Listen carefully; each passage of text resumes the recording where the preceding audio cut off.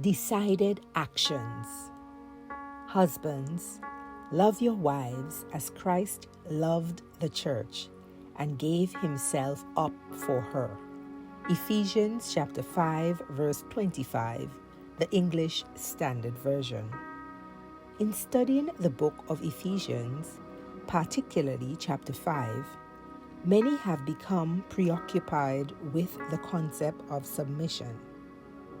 Albeit, they have misconstrued the meaning as the author intends under divine inspiration.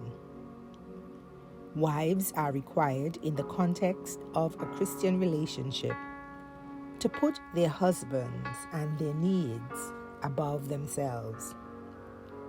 Submission is not reward-based or oriented. Instead, it emerges out of reverence for the Christ.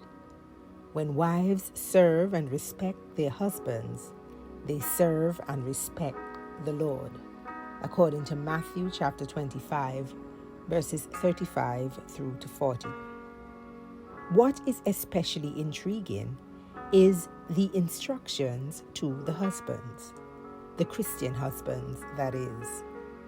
In the text for today, the Apostle Paul calls godly husbands to dedicate to a loving relationship with their wives.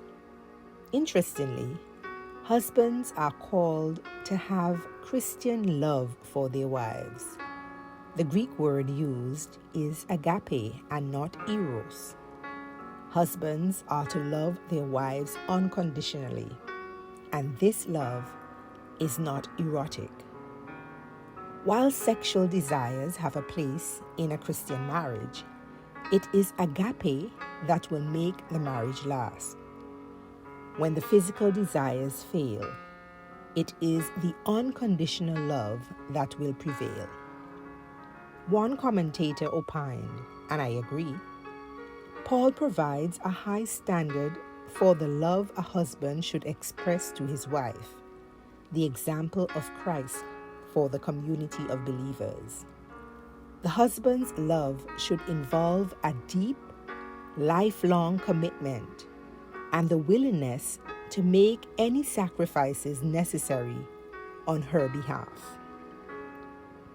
Not only are godly husbands called to dedicate to a loving relationship with their wives, they are challenged to decided actions in their relationships with their wives, which include love unto death. Most husbands like the idea of being leader of their family, but they go quiet on the extent of the responsibility of a leader, which goes beyond financial support. A husband must be dedicated to love his wife, pledge a lifetime with his wife, and be decidedly prepared to die for his wife. In challenging godly husbands, a reasonable encouragement should be: do not take unto yourself a wife unless you are prepared to die for her. Not kill her, or be unfaithful to her, or mistreat her, but literally love her to death.